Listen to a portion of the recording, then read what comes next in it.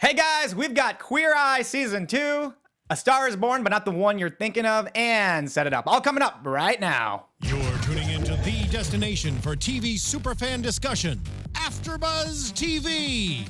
And now, let the buzz begin. Yeah. You came into my life. Anyone? No? And the world never I'm not with it. It's such a good song. I'm not with it. Ashley, what do you think? Oh! Can't ask Ashley what she thinks. Yes, Who? Jonathan with that. Is that- Oh my gosh, that was a hair. So who is this singing this? That's a good point. It's funny because in this new, in the second season, the reboot, I guess I would say, yes, of Queer Eye, in the first two seasons that we've had, like, you don't really hear that much of the song, but when you first start hearing and that's the lyrics, why. Okay. Oh, That's cool. the name of the band. Oh, cool. Someone in the Fab Five. I didn't Right, catch. great. And that's why we're playing it for you right now. And welcome, you guys are watching Netflix Picks. We will be talking Queer Eye Season 2. I'm Rick Hong, and on the other side of the table, I have Steve Kaufmann I am Steve Kaufmann. I thought you were going to go the far other side of the table. and Amy Cassandra Martinez. Hi, that's me. Amy, wait, why don't you tell us about this cool t-shirt that you have really quick? I'm so glad you asked. I found it at this store at the Glendale Galleria, not sponsored at all, just a huge fan. It was my first time going there. It's called Papaya. And I saw this shirt and it says, what crap? Find me on Instagram. Find me on Instagram. Okay, I had to wear it today because obviously I want you guys to follow me on Instagram. which we'll get to in a little bit. Find But me. since we opened up with Queer Eye Season 2, Amy, you Yes. watched it. You're a big Queer Eye fan. I am. So how was Season 2 compared to Season 1? So here's the thing. I take my time with these guys. I really do. I've only seen the first episode of Because you season like 2. to enjoy. Yes, and honestly, we don't know when they're gonna come back for the next season. These first two seasons were shot basically back to back. So who knows when they're coming back, and I want them now, obviously. That's why I take my time. The second season, the first episode is, they just get you again. Right with the tears, waterworks. Did they do the girl? They did. Oh! Yeah, so now I'm watching for sure. Okay. Tammy, and Tammy is fantastic, so freaking sweet. And these stories, I think they just get deeper and more, they're all meaningful, but they just go deep. You have these Fab Five really crying on camera as well, just thinking about their past and how it hasn't been that easy, coming out and facing all of that. And Tammy was so nice. So they just, they're killing it again, second season. So watch the whole first season if you haven't. If you have, watch it again. And then go to second season. Well, It's of so the Fab nice. Five, I know when it comes to One Direction, I know that Harry Knowles was your favorite. But Harry Stylings? Styles. Yeah, see, Harry Styles. See, I Knowles. don't know who they are. See, but who's your favorite? I hardly even like One Direction. I know, that's why I said it. But who's your favorite queer guy? It would probably, Jonathan. Yeah, Jonathan. Which guy is he? The long, luscious hair. He's in charge of grooming. And I spoke with him. We talked about this before. Yeah, on the carpet. He was the only one that I did get a picture with.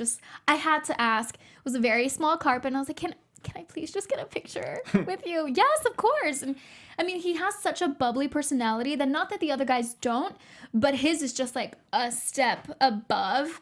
And he has his own little lingo. Nope. Hey, just like Harry Lingo Knowles. or Just like jingle? Harry Knowles, Lingo. Lingles. All right. Lingles, yeah. Just we got Lingles, we got Harry Knowles. Lingo, and I just made my own up right now. Yes, he's so freaking likable. They all are, but I think, each one has a little something else that they have to offer. And even comparing it to the original, Cayenne. Cayenne was one of my favorites, who was also in charge of grooming. What's different, though, is that Jonathan, in the reboot, he actually goes in there and cuts these people's hair. So, Cayenne didn't, which is fine. I think both are great, but to see Jonathan be like, okay, and then he'll just grab, no, don't worry, just go in there and be like, okay, we're gonna do this and we're gonna do this, yes, and then he just goes for it.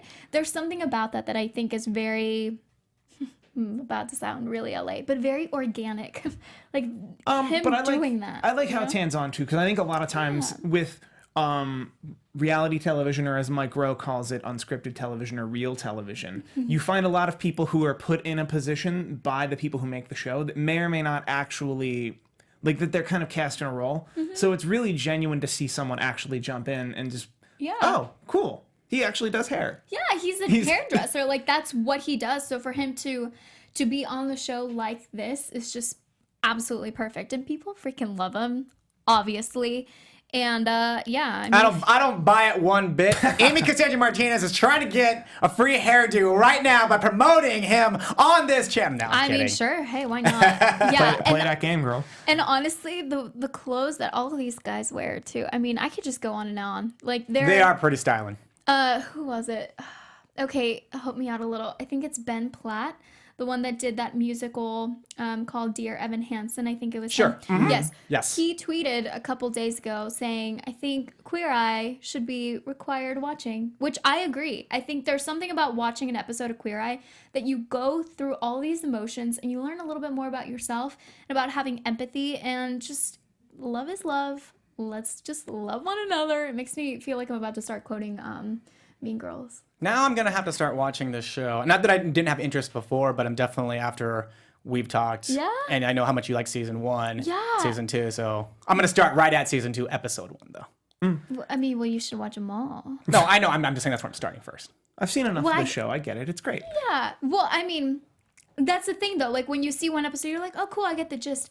But each one offers something different. And then it's like 30 minutes? No, it's like 40. 40 minutes? 40-ish, Okay. yeah. All right. I know I have some friends that they've already binge watched the whole second season. I mean, not a lot of people have. And But it's that's not cool. it's not 13 episodes, though. It's like, it's not 8 maybe, or 5? No, I wouldn't say 5. I can check for you because I I would say 9. My roommates That's a weird number. probably threw them already because I've been hearing it and then I haven't heard it. So I think my roommate's probably And threw by it. roommate, Steve Kaufmann means himself. But Nah. I'm kidding. Do you think I'd have been that quiet this whole time if I had seen this show? 8. Well, 8. Yeah. So okay. Yeah. Which is a good amount for Yeah. a show. Oh, perfect. And now it's just like, okay, well, let's get going. Well, would The you next would you season. want to see that? Would you want to see 13 episodes for one season, or would you rather? Do you like it in 8? I mean, I would not mind 13 episodes. Because that means that they pretty much shot 16 at one time, Correct. Yeah. and then split it up. Yeah. You know, I would also like a little bit. I mean, it's nice what they're doing. And of course, like, these are the new generation, right, of Queer Eye. But I'd like to get the old guys back. Not old as in Sure, age. yeah. Just, you know, just a little bit like, oh, look, Or it's even like a special- challenge, right? Just to see them verse each other with somebody and see how it works. Yeah, that'd be awesome. There was a little something that they had, like a sit-down kind of interview / chat, all of them together, and I was fangirling hard because I grew up watching Queer Eye for the straight guy, the original ones, right? So for them to see, you know, this new generation and how much things, yes, they haven't changed, but they really have. I think Queer Eye for the Straight Guy came out, it was like mid-2000s. And it started as like a small little like thing on NBC, and then they moved it over to Bravo, I believe. So yeah, and I know, and like Bravo was an interesting choice because, I mean, we didn't have Netflix back then. well, right? also though too is that Bravo is kind of the more, I guess I should say, it caters to, you know, LGBTQ, and I think that was the start. Non-hetero. Of Yeah, the no, NBC and I think that networks. was kind of the start, was by pushing Queer Eye for the Straight Guy over there, and then they kind of built their programming that way. I don't know if it wasn't on 'cause purpose I do necessarily. remember Bravo before Queer Eye. Like, the top 2 programs I can think they had were a celebrity poker show and Inside the Actors Studio. Oh my gosh! Right. Yes. And like at some point, very rapidly, and I think it was Queer Eye, it became housewife shows. It Which- became Queer Eye. It became like a lot of stuff that was pretty counter to poker. Yeah. To celebrity poker, and then celebrity poker wasn't on there anymore. Which happens a lot that used to, like on cable channels, people trying to finding their ground of like, what is our programming? Who are we trying to cater to? Like, for example, Spike was something else before, and then Spike turned into, okay, we're hardcore guy TNN. channel. Well, it was TNN, It right. was the Nashville Network, and then it was the National Network, and then it was Spike TV. Spike TV, and now it's they're Paramount. now they're the Paramount Network, and now they're trying to refigure out what their programming is. So Yeah, Yeah. which I mean, it's nice that it revolutionized the way Bravo worked, but I also think like people think of Bravo now. It's like and if you don't like reality shows like that, you kind of think, oh, that's what Queer Eye was. Oh no, so but it's nice that But it this is has come so. Netflix, so. But which is great because this is a perfect outlet, I think, for Queer Eye. I mean, fantastic because now everyone's falling in love with it for the first time. Also, Netflix is doing that thing I've been pointing out the last couple weeks, which is if you shoot 16 episodes at one time, you don't want to release all 16 at once because you get a media bump by releasing a season or releasing. So that, like, I think it was this Staircase. They released the whole thing, which I'll Did talk they- about. but Which I'm gonna talk Oh, about. of course, but like, didn't they release 2 episodes recently? Or I'm Oh, that making they're that up. taking their time with it, kind of like No, they released the Explained. whole thing. Oh, then I never mind. binged the whole thing, but we'll get to that in a Never mind. second. Explained. Never mind, but I am talking about like what they did with Kimmy Schmidt, what they did with Arrested Development, what they've done with Yeah. Queer Eye. That they'll shoot all the episodes as a regular season, and then they'll break down the season into 2 separate release dates in an attempt to get the media buzz around a release twice for the same production schedule.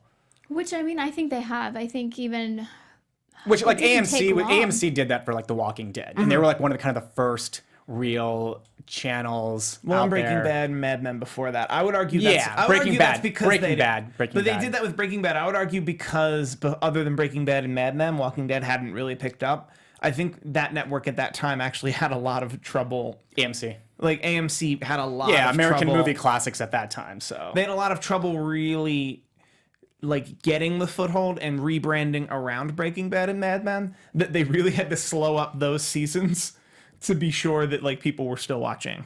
all right, moving on. I'm going to be talking about something that I don't know if Amy Cassandra Martinez was going to watch this. I told her she should. I watched it. I loved it. You talking about Netflix originals, film, and television. This movie set it up. It exceeded my expectations because the last couple movies that they've had have been but Set It Up was done very, very, very, very well. And one of the things I'm going to contribute is the director has a lot of comedy credits from like The Office, Last Man on Earth. And I think that's what this movie, that's how this movie was executed so well, was the editing and the directing. So it's a big recommend on my end. If you're asking me what it's about, it's basically 2 assistants who work for crazy bosses, which if you live in LA, you really understand this world for sure, where people are making just insane demands. You're working insane hours. So Glenn Powell and Zoe Deutsch they conspire to get their bosses, Taye Diggs and Lucy Liu, together. And they go on this whole journey together, and it is done very, very well for romantic comedy. I'm like literally, Amy, I'm telling you, if you didn't have any desire from the trailer, that's okay, but you need to go back and watch it. And I will be shocked if you don't finish it and say it was good, considering you watch crap and say it's good. No, I'm just kidding. don't. No, I'm just here's kidding. the thing. I wanted to step outside my comfort zone because I think I always recommend rom-coms or And that's okay.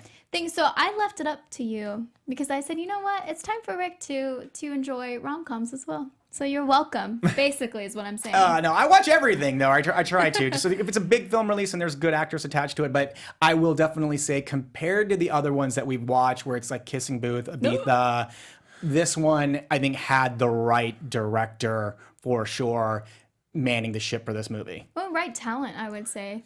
No, the talent's great too, and that's what I look at this. It's like it's very economical. Like Glenn Powell isn't huge yet, and Zoe Deutsch isn't huge yet, but you recognize them. Like Glenn's been in Expendables 3. He was in Hidden Figures. Oh. He was in Hidden Figures. Zoe Deutsch, her mom is Leah Thompson. Oh my! Well, you should have started with that. Well, it's funny because there is actually kind of a Leah Thompson-esque thing that's in the movie, and I was like, oh, it's really funny that this is here because her mom has a very good relation to this thing. So, What, Back to the Future? Yeah, but you'll have to watch it. I don't want to spoil for you, but when you watch it, you'll see it. But a lot of good scenes, a lot of good. I mean, if they're talking about set it up, they set up a lot of good things in this movie. So it is a big recommend on my end. Hey, Ashley Chaney, are you watching? I can challenge you to watch this before you come back next week. And if you don't, then I know you were watching Netflix picks. You sold me. I'm gonna watch this partially because you were right about Ibiza. It was not good. I told you not to watch it. I said the best parts of that movie was at about 10 minutes in, and then after that, it was awful. It was not good. So that's that. Yeah, that's 3 of the 4. Well, I guess Ashley didn't watch it, but Steve, you watched. Wait, you watched? I watched some stuff. No. So you watched The Break with Michelle Wolf, which I covered, and I watched a little bit of it, and you said you were going to get to it. So I want to know what your take is on it. My take on it is actually a pretty decent take on a weekly show, which we're at a point now where a weekly late night style comedy show is, I don't want to say done to death because it's not done to death, but it's been done enough. Like with John Oliver, I would say John Oliver was one of the first to do it, but now there's Samantha Bee. There are a couple other shows like that. The Break with Michelle Wolf had a lot of competition in that realm, and what I like is it's very much about her. She comes out and her opening monologue is her with a microphone pretty much doing a set. And at my first thought, I was like, oh, she's going to do a 5-minute set. Then it's been 10 minutes. Then probably 12 to 15 minutes. And it's all topical comedy. So mind you, they dropped an episode this morning that I watched this morning. Who is her guest? Like, she guest because she usually has like other comedians guest star. Yes, and they talk about subjects. So well, I didn't see them really talk about subjects this time, but her guest was Hannibal Buress. Oh, sure. Yes, he's promoting Tag. He was promoting Tag. However, he was the final segment. It was maybe 3.5 minutes, and they played a game. Actually, one of my favorite joke in the whole thing, and it's probably because I do graphics as well, is the game they were playing is called Love It or Hate It, and there was just a graphic, and they were sitting there, and like you could tell that there was a lot of prompter that wasn't going great in that segment. Oh no! But, wow. Well, no, I don't mean that. I mean that they were. I think you have Hannibal Buress for 10 minutes, and he's just gonna read whatever the comedy is, and like sometimes the delivery was a little stiff for me for a show that was otherwise super fluid and loose. But what the funniest joke for me was clearly one that wasn't on the prompter. It was she mentioned the game, which is I'm gonna put something on the screen, and you're gonna say whether you love it or hate it, and we're gonna go on a rant. And I think there was like a delay briefly where he just looked at the graphic and was like, I hate this graphic. I think it's this color and then that color and the horns and I don't like it. And then just very matter-of-factly in the moment, Michelle Wolf goes, so the one time I step up and do the graphics. And like in that very hurt way, it was just really funny. She did 15 minutes stand-up up top. She did pretty much 2 different segments beyond that. One was about suicide, but she made suicide funny but realistic and like how it's about social media and everything. And then I can't recommend this show enough. It doesn't go as deep as John Oliver, but John Oliver literally he also came from like a news type that was like his thing too, with coming off of Comedy Central and he came The Daily Show. And he came from Comedy Central and The Daily Show over to HBO. And he had an idea for a show that was like, I'm going to hire investigative journalists. And there's a piece I always reference where it was years upon years ago where John Oliver went after did a piece on investigative journalists and how they're being sued and how people aren't hiring them. And then he was interviewing current investigative journalists. And then they were talking about some stories that they were doing. And he found out that all of those people, all of the greatest investigative journalists at the time were actually working on HBO's The Newsroom. That CNN were like no major news network were hiring, like the investigative journalism department was so underfunded in every major news station that an investigative journalist to actually do the work they love to do, HBO were one of the only people that hired him. I always point to that piece as one of the reasons John Oliver was able to pitch a show, that it's like HBO is one of the few places that seem to care and are actually hiring these people. Back to Michelle Wolf. I recommend it wholly. Do you like her better than Chelsea's show? Granted, they're different. Yes, I dislike Chelsea as a host a lot. Amy, what do you think of that? Would it make you go see? Would it make you like watch? Or you don't like either one? Doesn't relate. I mean, I really like John Oliver. I like his style. I might give it a try just because it is slightly different. Because it drops once a week. It drops like she only has like one that drops once a week. So It drops on Sundays. I will say it's about her. So did you see her at the White House Correspondents' Dinner?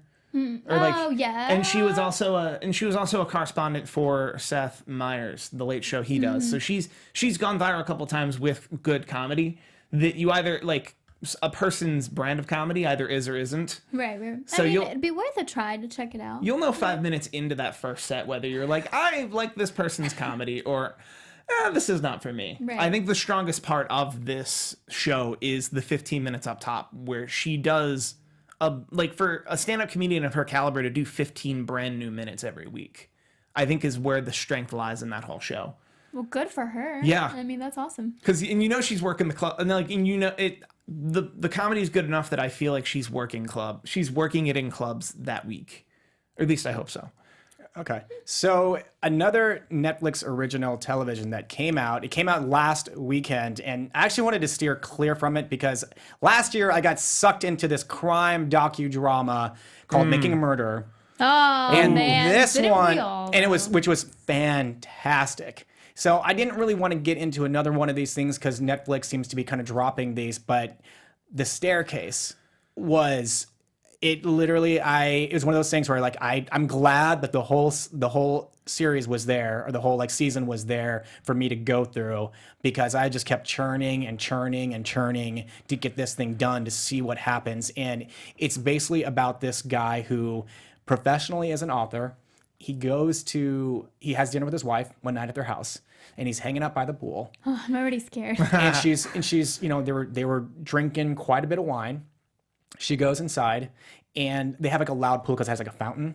So he's just chilling. Like they had a nice little dinner and everything, like lovely from everybody that you know. Initially, they love the couple, and she goes inside, manages to initially trip coming down the stairs, blood everywhere and everything. So then you hear him 911 phone call. He's calling them. He's like, send somebody now. And it turns into a whole conspiracy of, did he kill her or did she fall? And it goes for 13 episodes covering this whole thing, like the trial. And it's, I didn't want to spoil it just because, like I said, if you're intrigued by that, or just watch the first episode. If the first episode doesn't take you, then don't finish it off. Or maybe I would say watch the first two for sure, because like they bring in a whole other conspiracy. It's like an hour. Each one. Yeah. So they bring a whole other conspiracy. 13 hours. This is a 13-hour commitment. And yeah. And Okay. I don't want to give any more details to it, because if I do, it might spoil like what you see coming next. But it was just like Making a Murderer, where you're just questioning, who like what's going on in terms of like when someone dies. It's like, and it, like the legal system and everything, and your defense, like who you have, the person themselves. Well, and it's almost like a horror movie, I would say, except it's way more intense, because some people, if you like those kinds of things, there's something about it being real that's very terrifying. And then also, yeah, like what you said, it's the whole system and trying to understand, and we may not work in it, or heck, people watching it may work in it, and it might be like a little bit of a window into that world that we don't usually get. So Scary. yeah, it's a very, very high recommend, but it's a bit heavy. So just knowing that, it's one of those things where you're like, you don't want to. I don't really think a person is going to be able to sit there and say like, okay, I'm going to watch one episode and then hold off and watch, like they're not going to slow burn this one. You're going to fast burn it. So kind of know that, but it's also heavy. It's like, it's not going to really put you like in this chipper mood. Yes. Because it's a crime docudrama. So you're saying if it's someone addictive like myself, let's say, who lost an entire evening to Evil Genius, that I shouldn't. But Evil Genius was based on. Oh No, Evil yes, Genius was- yes, Evil yes. Genius was that Amy, one. you watched that one too, I think, right? I watched a little bit, yeah. Yes, you're Okay. gonna be. I haven't watched Evil Genius, and now I'm almost scared to even try watching Evil that Genius one. is similar. Evil because- Genius is similar. That like by the end of the first episode, you're like, well, I'm gonna finish this. Yes, yes. I cannot recommend The Staircase enough, and I could be getting the person wrong, but I was really gonna steer clear from talking about it. But I think I looked at a tweet, and I think it was Mark Duplass that said, watch The Staircase. I won't see anything else. And I was like, wow, if Mark Duplass, who I respect as a person on television and the stuff that he writes in the shows and movies, I know you don't. I was like, I need to like at least explore and see what this is. And sure enough, I got hooked. Well, he was one of the producers of Wild Wild Country, which is another one that's like, yo. That was another one you watch one episode and you're like, okay, that's clear my schedule. The only hesitation you had about starting The Staircase was how intensely like into it you would get. Or the time commitment. Right? Yeah, because knowing that it's 13 episodes, it's the time Gotcha. commitment of do I do this or do I watch something else to inform you guys and talk about here? But I got sucked in. You guys have anything else before we move on from Netflix originals, film, and television?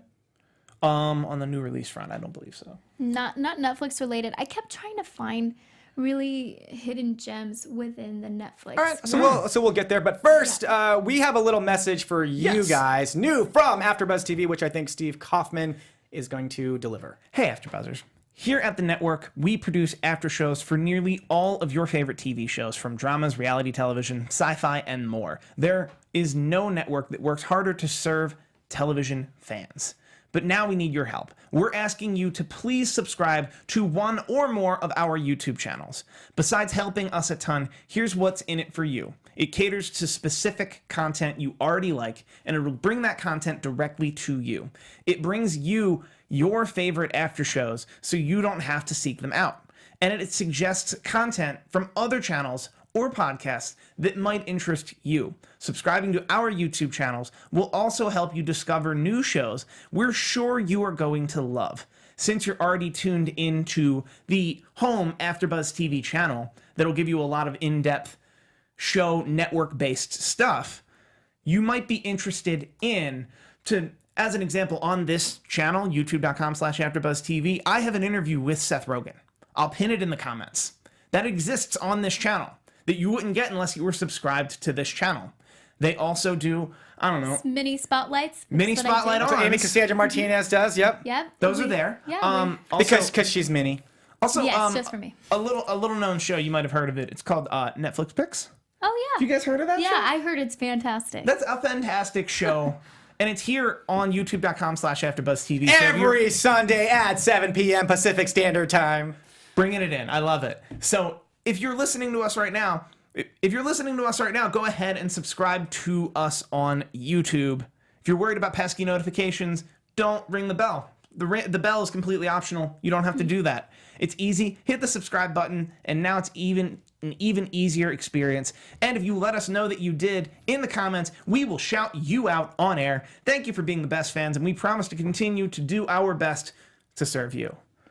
Yay!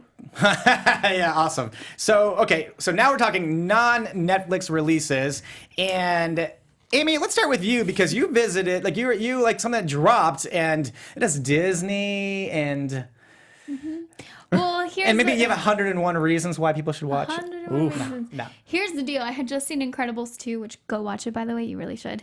And I was kind of in this whole like nostalgic feel kind of a thing that I wanted to kind of revisit some older movies that I hadn't seen in a while, which I also suggest you guys do. So when I saw 101 Dalmatians was on there, the live action, I wanted to give it a try. I mean, This is one with Glenn Close as Cruella de Vil. yes. Which, okay, serious question for you guys. Did you know that you spell DeVille like devil? Oh, I was thinking like thank like goodness. a car. Yeah, I know, right? Like DEVILLE, not like DEVIL. Yeah, isn't that crazy though? Is this about to be a Mandela effect? So she's Cruella Devil. Basically, but they say DeVille. Right. It was just like a what to me. But yeah, and so I watched it. It was fun. There's a lot of issues with the film, but if you just forget those, it's I mean, they rush so like quickly into marriage that it's not even funny. Like, So how well do you remember the animated version?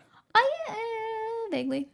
So you Thank can't you. really compare to say like how well the live action was done compared to the animated. Although I'm I mean- imagining because it's Disney, the animated was probably more superior. I don't know about that because there's something about real Dalmatians, real puppies, like the real Pongo and I thought it was Perdita, but they kept saying pretty. Maybe it was just a little nickname. Well, maybe thing. you're trying to make it like your Latin culture, so it's Perdita as opposed to. Perdita. No, I'm just kidding.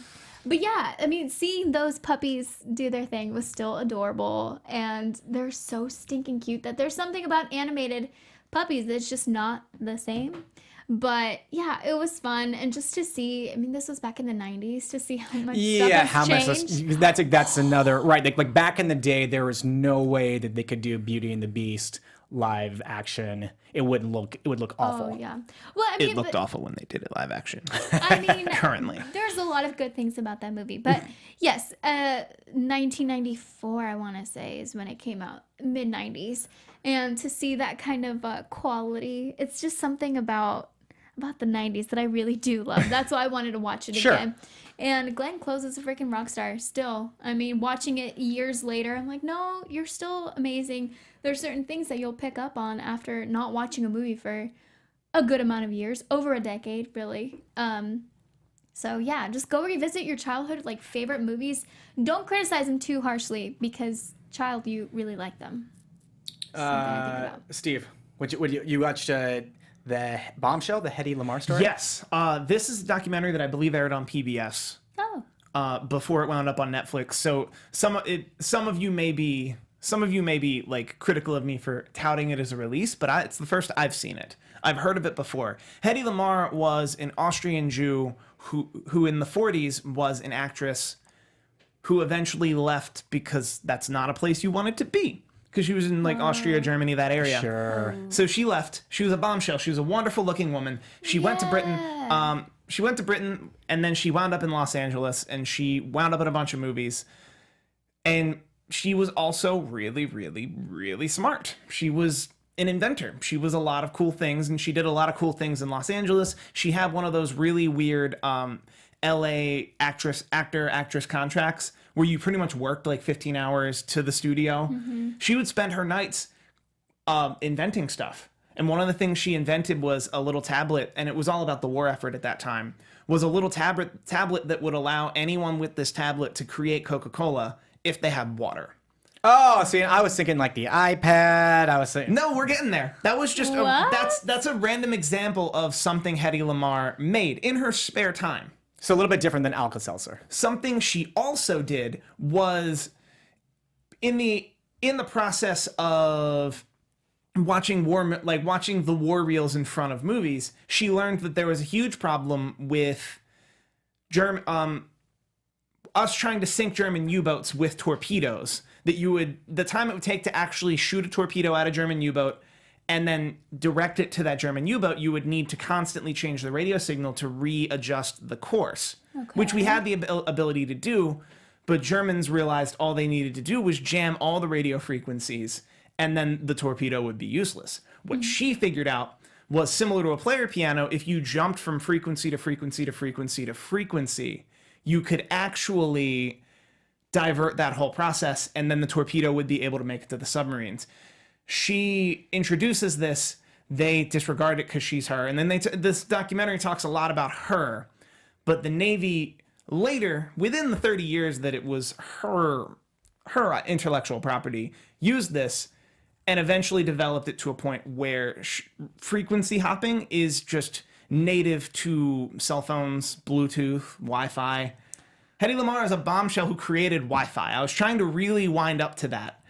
That's who this person was. So she was a freaking rock star. She was a legit bombshell in every sense of the word that both actresses and STEM kids alike can look up to and admire. Yeah. And I'm happy that a documentary like that is out there. And it's a very well done documentary. Sorry, spoilers. They give that away in the opening of the thing, because that's how you sell it. Like who that Hedy Lamarr is, right? And it's someone most people didn't know anything about her until about 2016, when someone don't quote me, but I want to say it was Vanity Fair, or it was probably the New York Post, had a taped interview with her that no one had asked. Like there was an interview with this guy who was literally like, I've been waiting like 15 years for someone to ask me about Hedy Lamarr. Oh, wow. So I can play this tape of her literally talking about her entire life. She had like six different husbands, 3 or 4 kids. Also, each? No, total. Hey, Sorry. Okay. It's like the Brady Bunch. A little bit. Where it's not from the same, like, yeah.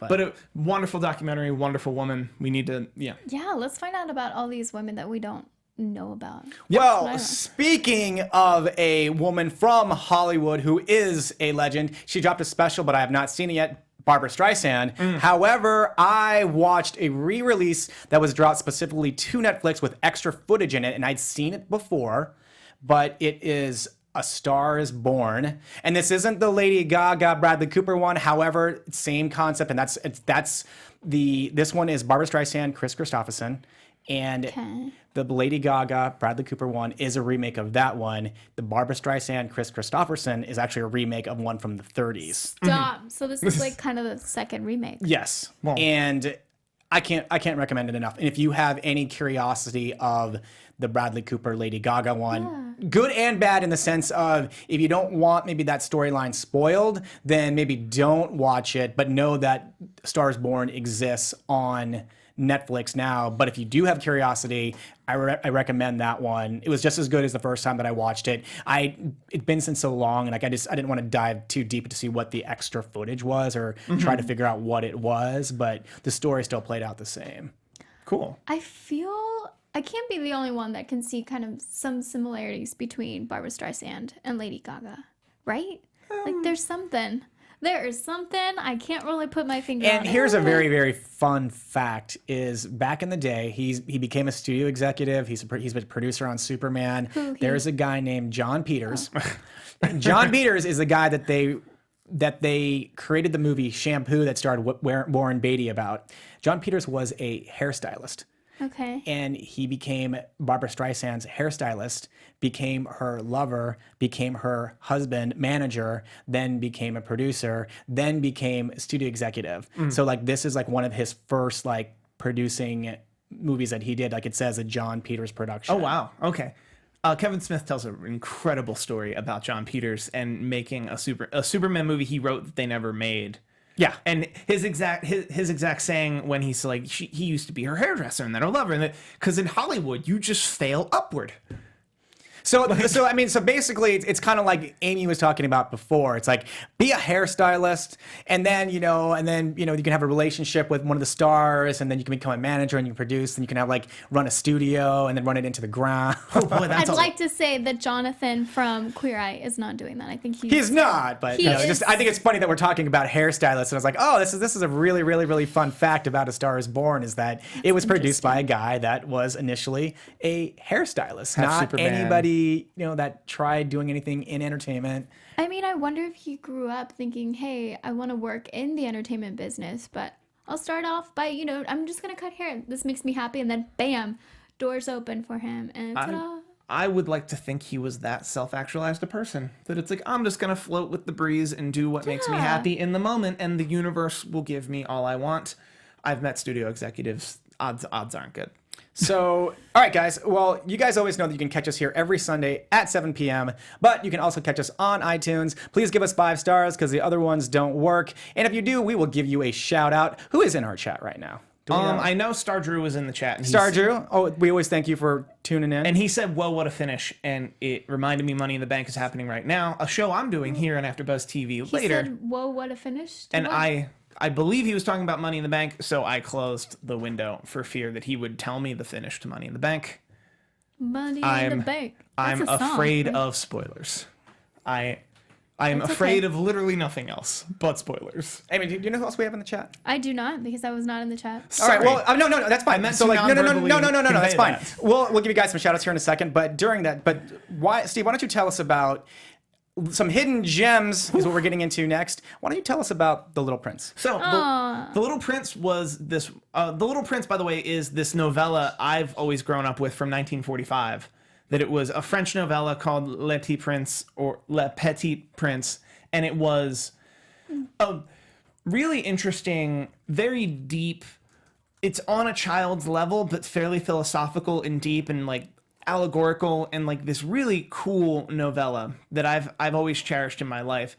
Netflix did an animated version of it that's fairly updated because the guy who wrote it, we know, flew in World War II and was like a big fighter pilot, and like people base his manuscript on The Little Prince and then like try to figure out like, well, the rose that talked was actually his wife from Serbia and this and that.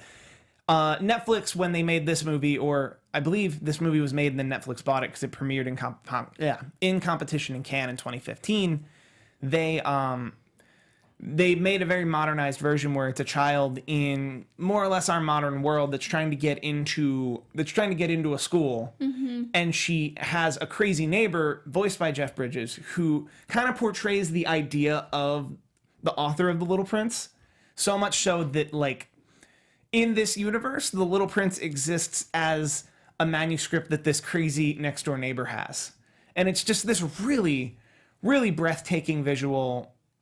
And I believe it was at Cannes at 2015. It probably would have been not this most recent Oscars, but the Oscars before that, either nominated for Best Animated or should have been nominated for Best Animated. Stalling, try to remember what won 2 years ago. If it was Coco last year, it was probably a Disney Pixar thing the year before. But Little Prince is amazing. There's some depth, an all-star cast. It's been in my queue for a while. I've been wanting to see it. Yes, hidden gem by that regard. And then Amy, you've got what? Allie's Wedding. But I do want to say Sky Patterson says, I love The Little Prince. Oh my God, that film is beautifully made and humbling. So, Sky Patterson, thank you for tuning in. Yes. Zias B. Lube, thank you for tuning in. Serenity Q26, thank you for tuning in. Star Drew, obviously we gave you a shout out as well. So, Allie's Wedding. Yes. Okay. So this is a very interesting film because I was, again, like I said earlier, I was trying to find some hidden gems that I wouldn't normally watch because sometimes, like you guys, I just don't want to watch the same thing over and over again. So like not the same kind of rom-com, not, like some scary true crime thing or... Yeah, we always want to try to shake it up. All of us. Exactly. We all do. So I'm going to read you guys the description of it because this does a really good job. After telling a white lie that spins out of control, the son of an Iraqi-born cleric in Melbourne becomes torn between family duty and his own heart. So this is definitely like not a world that we see very often. I mean, like talking about inclusion, this was one movie that I was like, whoa, this is different. It's really cool. I say give it a shot because it is slightly different.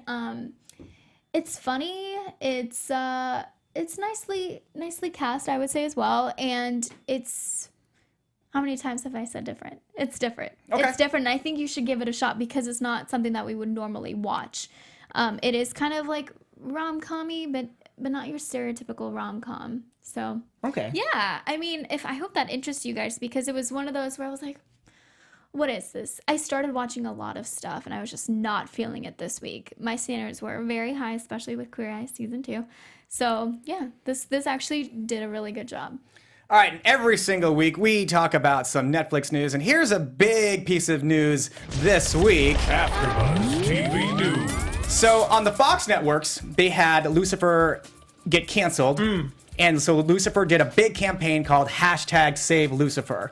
And right before the weekend, they did announce that Lucifer Season 4 will be on Netflix. Word. So I'm interested to see how that goes. Congratulations, Joe Henderson and Ildi Madrovic, because you guys and everybody else that campaigned for Save Lucifer. I want to see, do they drop the whole thing at once, all 13 episodes? Now that it's on Netflix, can they...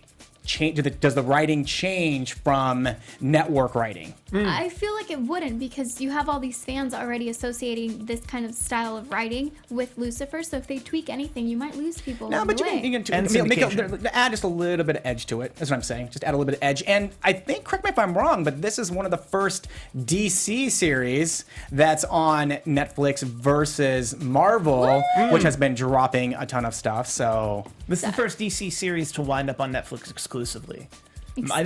I think most, if not all, of the DC Universe shows, anything from Supergirl, Legends of Tomorrow to Gotham, which I happen to do the after show for at AfterBuzz TV, those all wind up on Netflix. But this is the first time Lucifer. What I will say is they're probably not going to change very much. A, because that's what Netflix bought, so they're not going to want to change the winning strategy. But B, Lucifer's already had 100 episodes or close to it, so they're going to want to reach 100 episodes and syndicate those episodes. So they're not going to want to get too edgy. that they still can't air 3 p.m. But same in Des thing. Like, Moines. do they drop the whole season versus? I know like they've been dropping it like once a week on network. So like, I mean, let's see what the programming strategy will be for this. So guys, here are the top 5 releases for next week. I think we all agree we will be watching. We will be talking about it. There will be an after show. Amy will be talking about it on Marvel TV Weekly. Luke Cage, number 1. Luke Cage. Number 2. Defender. Cooking on High. I'm sure Ashley Chaney might have some stuff to talk about this. I mean, it sounds like Cooking on High. Wait. I'm what? into it. Yeah, Darren Brown, Miracle, Brain on Fire, and, well, since we talked about 101 Dalmatians, Disney's Tarzan. Oh yeah. I just noticed Tarzan 2 is already on there. So They're trying to match up. What Cooking on High? That sounds like Yeah. you get not high. meaning with Yeah. marijuana stuff. Yeah. Like That's baked awesome. goods and everything. So we'll see if Ashley Chaney like decides to pop this thing on and has interest and talks about it or tells us why she doesn't like it. But in the meantime, Amy Cassandra Martinez, where can everybody find you? You guys can find me on Instagram. Yes. Thank you, shirt. On all social media as well. At Amy Cassandra MTZ. I'm Steve Kaufmann. You can find me on Twitter almost exclusively at Steve Kaufmann. That is KAUFMANN. I manage 4 different pro wrestling related YouTube channels. If you want to know who they're for, go ahead and find me on Twitter. Hey guys, and I'm Rick Hong. You can find me on all social media at Rick Hong, RICKHONG. And Ashley Chaney should be back here next week. You guys can find her on Ashley On camera. on Camera. So until next week, we will be talking Luke Cage here, Cooking on High, and same time, same place. Thank you for tuning in. From executive producers Maria Menounos, Keven Undergaro, Phil Svitek, and the entire AfterBuzz TV staff, we would like to thank you for listening to the AfterBuzz TV network.